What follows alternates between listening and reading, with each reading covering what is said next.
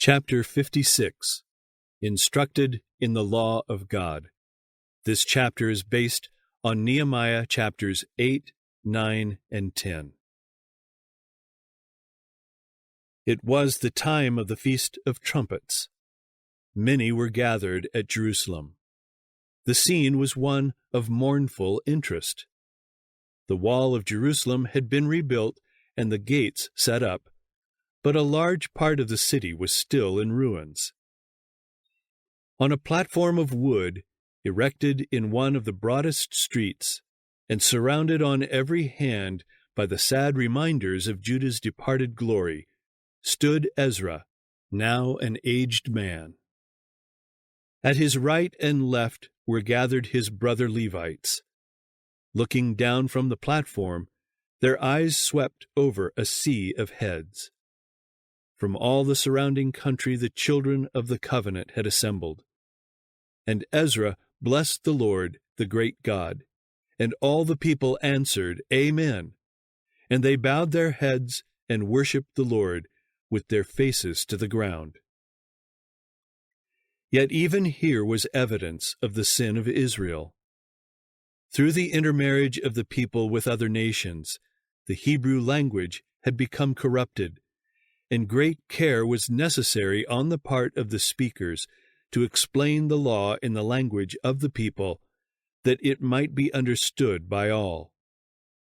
Certain of the priests and Levites united with Ezra in explaining the principles of the law.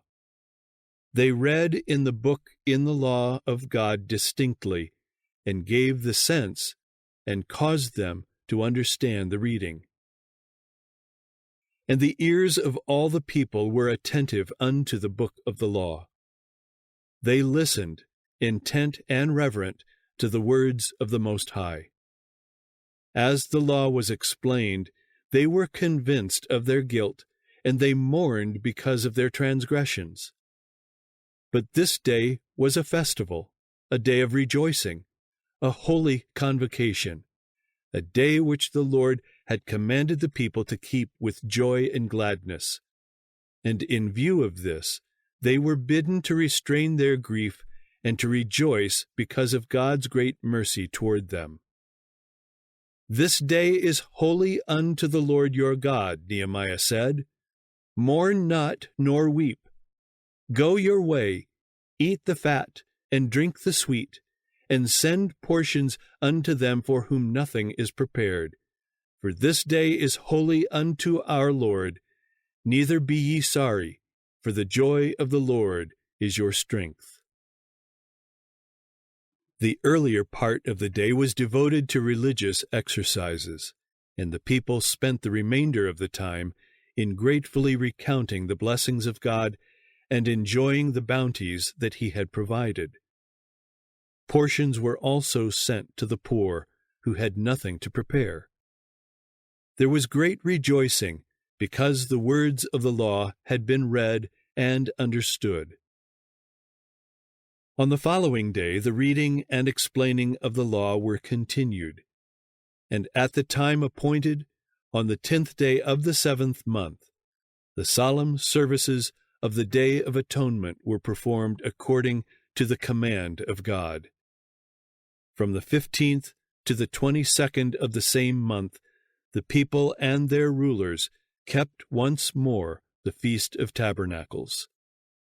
It was proclaimed in all their cities and in Jerusalem, saying, Go forth unto the mount, and fetch olive branches, and pine branches, and myrtle branches, and palm branches, and branches of thick trees, to make booths, as it is written.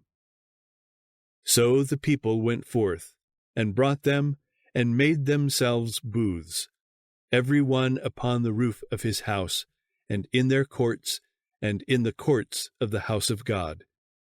And there was very great gladness.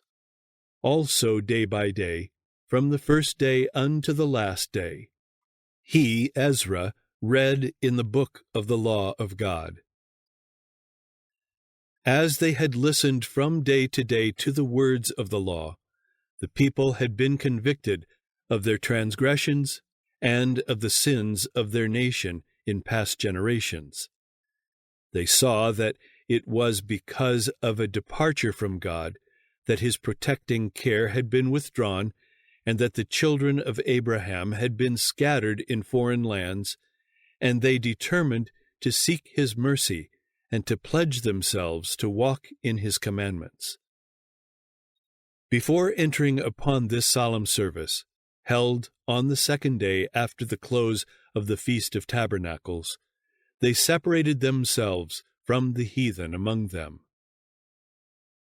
As the people prostrated themselves before the Lord, confessing their sins and pleading for pardon, their leaders encouraged them to believe that God, according to his promise, heard their prayers. They must not only mourn and weep and repent, but they must believe that God pardoned them. They must show their faith by recounting his mercies and praising him for his goodness. "Stand up," said these teachers, "and bless the Lord your God forever and ever." Then from the assembled throng, as they stood with outstretched hands toward heaven, there arose the song, "Blessed be thy glorious name, which is exalted above all blessing and praise. Thou, even thou, art Lord alone. Thou hast made heaven, the heaven of heavens, with all their host, the earth and all things that are therein, the seas and all that is therein, and thou preservest them all, and the host of heaven worshipeth thee." The song of praise ended, the leaders of the congregation related the history of Israel, showing how great had been God's goodness toward them, and how great their ingratitude. Then the whole congregation entered into a covenant to keep all the commandments of God. They had suffered punishment for their sins. Now they acknowledged the justice of God's dealings with them and pledged themselves to obey his law. And that this might be a sure covenant and be preserved in permanent form, as a memorial of the obligation they had taken upon themselves, it was written out, and the priests, Levites, and princes signed it. It was to serve as a reminder of duty and a barrier against temptation. The people took a solemn oath to walk in God's law, which was given by Moses, the servant of God, and to observe and do all the commandments of the Lord our God, and his judgments and his statutes. The oath taken at this time included a promise not to intermarry with the people of the land. Before the day of fasting ended, the people still further manifested their determination to return to the Lord by pledging themselves to cease from desecrating the Sabbath. Nehemiah did not at this time, as at a later date, exercise his authority to prevent heathen traders from coming into Jerusalem. But in an effort to save the people from yielding to temptation, he bound them by a solemn covenant not to transgress the Sabbath law by purchasing from these vendors, hoping that this would discourage the traders and put an end to the traffic. Provision was also made to support the public worship of God. In addition to the tithe, the congregation pledged themselves to contribute yearly a stated sum for the service of the sanctuary.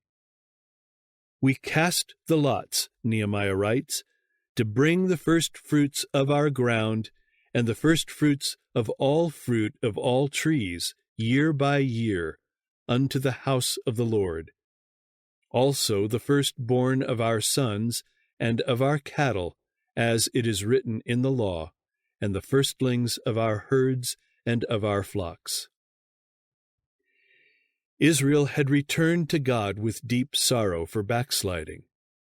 They had made confession with mourning and lamentation. They had acknowledged the righteousness of God's dealings with them, and had covenanted to obey his law. Now they must manifest faith in his promises. God had accepted their repentance. They were now to rejoice in the assurance of sins forgiven and their restoration to divine favor. Nehemiah's efforts to restore the worship of the true God had been crowned with success. As long as the people were true to the oath they had taken, as long as they were obedient to God's word, so long would the Lord fulfill his promise by pouring rich blessings upon them. For those who are convicted of sin and weighed down with a sense of their unworthiness, there are lessons of faith and encouragement in this record. The Bible faithfully presents the result of Israel's apostasy, but it portrays also the deep humiliation and repentance, the earnest devotion and generous sacrifice that marked their seasons of return to the Lord. Every true turning to the Lord brings abiding joy into the life. When a sinner yields to the influence of the Holy Spirit, he sees his own guilt and defilement in contrast with the holiness of the great Searcher of hearts. He sees himself condemned as a transgressor, but he is not, because of this, to give way to despair, for his pardon has already been secured. He may rejoice in the sense of sins forgiven, in the love of a pardoning Heavenly Father. It is God's glory to encircle sinful, repentant human beings in the arms of his love, to bind up their wounds, to cleanse them from sin, and to clothe them with the garments of salvation.